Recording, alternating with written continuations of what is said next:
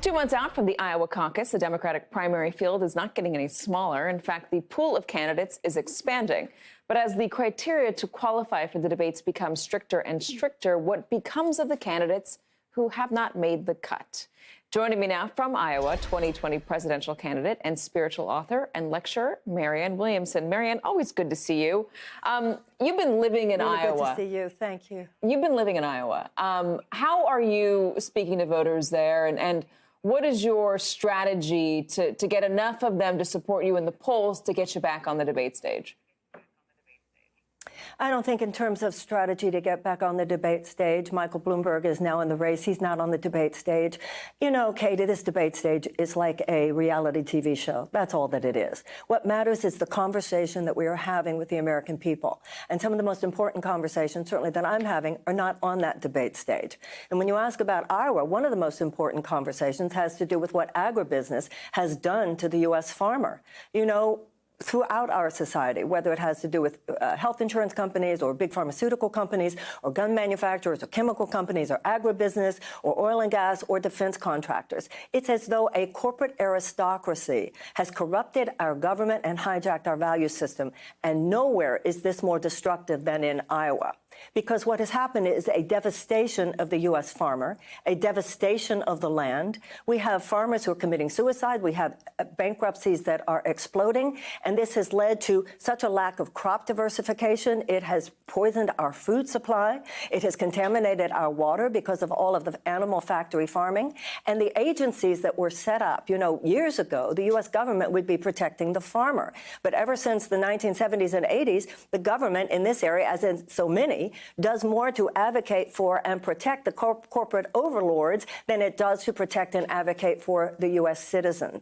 So what you have here is a disempowering of the agencies, in this case, the Food and Drug Administration and the USDA, to the point you can see today, it's all over the news, where the president is actually, he's dismantling some of the power of the USDA because the scientists who are coming up and the economists who are coming up with results that do not match the president's pro-corporatist policies are actually being moved out of Washington. This is an area where I think that you're making a lot of solid points. And one of the reasons I wanted to have you on to talk about this was because of an answer you gave on one of the debate stages. You were talking about our agriculture and our food supply and how it's not being addressed adequately. It's not being addressed by the other candidates in the same way that you're addressing it right here. So that's why I wanted to talk to you about it. You have an agriculture plan. You say you want to increase food inspectors. You want to support small and local family farms, to support sustainable farming and agriculture, double the value of SNAP benefits when used toward the purchase of fresh produce. That's really key because right now a lot of those food stamps do not allow you to buy fresh produce. They're not valuable enough to buy fresh produce and stuff like that. Ban advertising of junk food that targets children, revamp animal cruelty laws to focus on farm foods. Why do you think that you are the best candidate to address these issues? It's not that I'm the best, it's that I'm the only candidate who's addressing these issues. And I'm the only candidate who's talking about the connection of these issues to health care.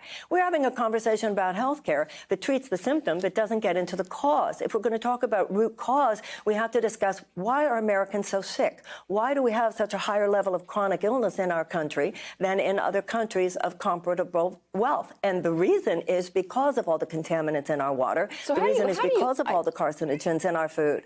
And the toxins in our air, all of which go back to agribusiness, oil and gas, chemical companies. How do you push back against that? If you were the president of the United States and you were competing in the field of ideas in Washington with the power of lobbyists, with the power of big corporate donors to presidential campaigns, to senatorial campaigns, congressional campaigns, how do you fight against that?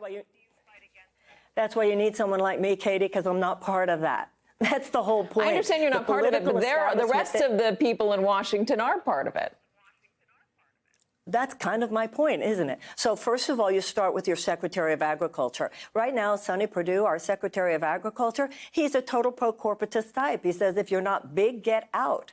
This is a pro-corporatist government. And when we talk about a pro-corporatist government, people need to understand what this means. There is a virulent strain of capitalism. It's not capitalism itself, because I'm pro-capitalist, but this is a virulent strain of capitalism that has corrupted our government. It has gained control and ascendance ever since the 1980s. And what it does is to make short-term profits for corporate stockholders more important than the U.S. citizen. We're not a government of the people, by the people, and for the people anymore. We're a government of, by, and for these huge multinational corporate entities. So now, do you reform campaign finance laws? Teddy Roosevelt. Do you reform campaign finance laws? Do you ban lobbyists? Absolutely.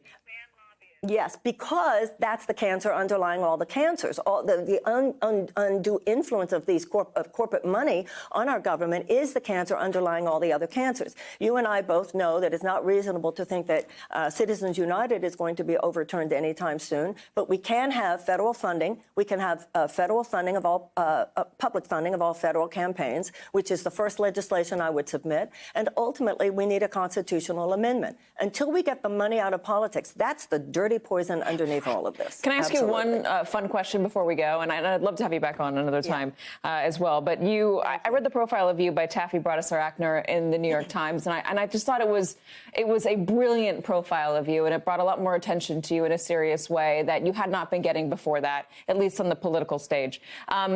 At the end of her article, though, she says this, and I'm just very curious. There at her dining table, she leaned forward and said something that was beautiful to me about the way the universe restores order to itself. It was filled with the kinds of words that start memes. She asked that it stay off the record, but I wish she hadn't, because it did what it was supposed to do, girlfriend, which is that it helped me feel better. Marianne, can you tell us what you said?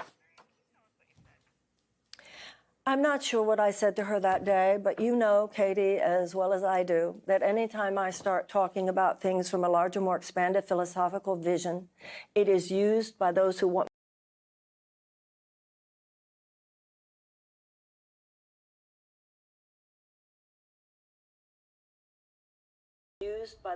me out of the conversation to feed a false narrative that I'm just some kind of a whack job. So I don't know exactly what I said to her, but I do tell you this. If I were to do it again, I would tell her, print it if you want it, because those who don't like it, I'm going to keep talking for as long as I can. Marianne Williamson. Marianne, good luck out there in Iowa. Thank you. Thank you. And